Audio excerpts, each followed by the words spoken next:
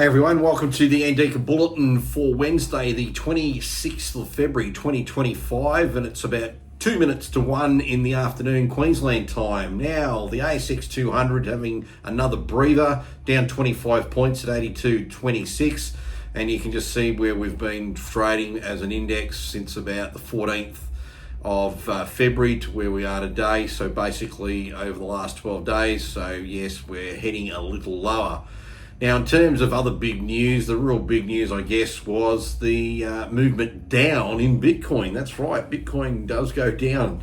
And here's the chart, daily chart, and we can see we're currently around 89,023 US dollars per Bitcoin. It did get to as low as 86,000.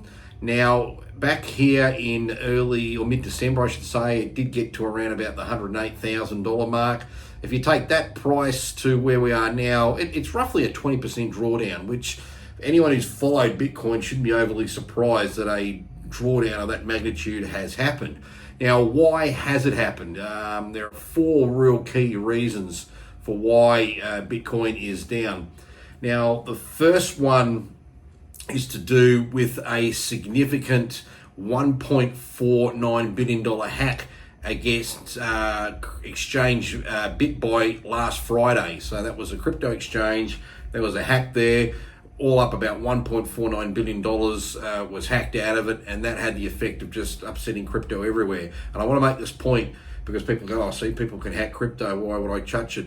Not one person yet, but it's the Bitcoin network's never had a hack of that magnitude. So in this case, this was to do with Ethereum, so that was one of the things there. And also, President Trump made further remarks on the trade tariffs against Canada and Mexico. The president said that the tariffs on imports from both countries would go back into effect next week following a month delay of their implementation. So just to recount what happened there, Trump had signed executive orders imposing 25% tariffs on products from Mexico and Canada and 10% on Chinese imports. So he put a pause on that because both Canada and Mexico said they were going to put troops on their respective borders to help stop the fentanyl coming in the United States. He then said, we'll give you a month to make sure you're doing that. His opinion, they haven't been doing enough. So he said, bang, these are back on. So that's reason two for the excuse. Reason three, which is sort of related to reason two, US inflation concerns because of the tariffs coming in.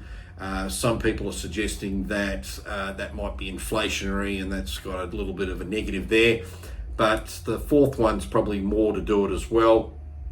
There's been some massive outflows from the spot Bitcoin ETFs in the USA, perhaps due to the reasons that I've just listed.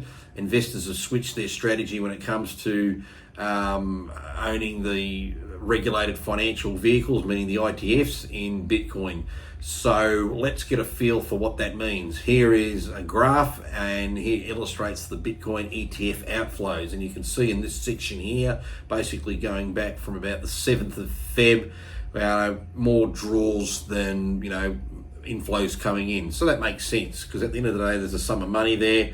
If money's coming in, they own more Bitcoin. If money comes out, then they sell Bitcoin. So that's obviously something to concern why it's been pulling it down as well. Now, an interesting bit of sub-information for why we shouldn't panic. As this story says, Bitcoin whale scoops up 26,430 Bitcoin as price drops below US 88,000. So that was just an interesting news story that I managed to catch. And, whales are buying 26,430 Bitcoin, just flowed into a whale accumulation address, often linked to over-the-counter deals and a long-term custody, said the particular analyst in this particular tweet of that story there. So someone's buying, and that's buying a lot of Bitcoin, 26,430 to be precise. That's a lot of money. And I've got this also tweet here from Raoul Pal, and I'll just read this out. You guys need to learn patience.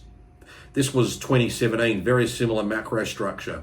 There were 5 28% plus pullbacks in Bitcoin.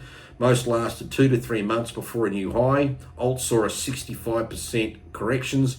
all with noise. Go do something else more constructive than stare at the screen. And let's have a look at the chart here that we can just zoom in. They are the 5 particular draws mentioned in his tweet, and you can see they're roughly between 1 to 2.5 to 3 months. Again here, you can see the breakdowns. And he's saying this is all just the sort of noise that we've come to expect and we do see along with Bitcoin. And personally, I would treat this as a little bit of a buying opportunity. Looking up here, you can see we had that nice run where we ran up leading into the US presidential election. And then after the election, which we then saw Trump win, it then moved a bit higher and it got to this real crescendo here around the 16th, 17th of December. And then ever since, we've really only come close once to getting back up to there, just around the 106,000 mark. And now we're just around this point here, and it could look like a bit of a breakdown. Now, technically on this 1 day chart, so just with how the data, Bitcoin is now trading below its 50 and 100 day averages. And it just looks like now the 50 day average, you can just see at the top here, is about to kiss and cross to the downside. But if we go on the weekly chart, we can still see there's still a lot of room to move here in terms of any potential, catch up, and it may or may not happen. And looking at Bitcoin right now on the 5-minute chart, and we can see here it got down to that low there of about 86,000. That happened around about 1:30 this morning our time, and then we've just whipsawed and moved up, had a little lull and whipsawing up. So we're actually nearly back since the correction. We actually can see we're scooping up and actually going up a bit higher. And if I go into the 1 minute one, you can see it looks like more of a sort of a bowl. That's where we fell down to. And now that's where we're scooping back up. So technically looking a little bit encouraging there as well. And further on the Bitcoin scenario, this is another reason I also feel a little bit more comfortable. I'll just scroll down to where I saw this particular chart, and it is down here. Now, as it says, finally, in case you're wondering if it's time to buy the effing dip in Bitcoin, it may be getting close as today's bloodbath saw the cryptocurrency catch down to the laggard dip in global liquidity. So let's look at this chart of global liquidity. This is really, really important. It's a little bit harder to see because of the colors, but essentially global liquidity, that's the green line.